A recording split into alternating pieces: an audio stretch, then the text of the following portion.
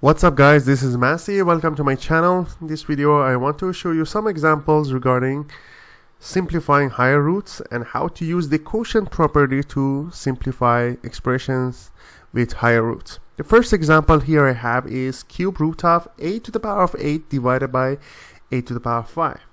The answer will be a to the power of 8 divided by a to the power of 5 will be a to the power of 8 minus 5, which will be cube root of a to the power of 3, which will be just a.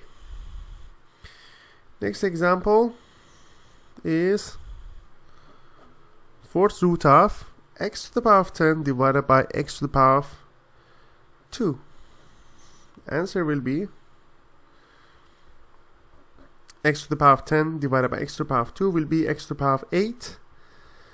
That makes it x to the power of 8 divided by 4, which will be x squared.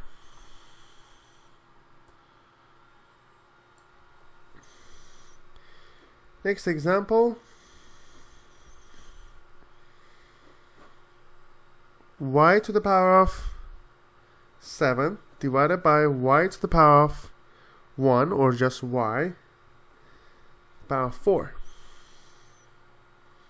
Let's make it 9. Y to the power of 9 divided by y, and here we have fourth root. That makes it fourth root of y to the power of 8. That makes it y to the power of 8 divided by 4, which is y squared.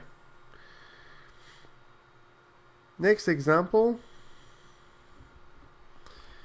we have x to the power of 17 divided by x to the power of 5, and here we have fourth root. The answer is fourth root of x to the power of 17 minus 5 will be 12. So that makes it x to the power of 3. Because x to the power of 3 to the power of 4 will be x to the power of 12. So that's why the fourth root of x to the power of 12 will be x cubed. I hope you enjoyed this video. This is the final answer. Please leave me a comment if you have any question and I'll get back to you as soon as possible. And please don't forget to subscribe this channel. You can find out lots of videos regarding square roots, radicals, and higher orders, higher roots, and also some other topics in math and science. You can just simply go and select the playlist you want and enjoy watching those videos. Thank you and have a great day.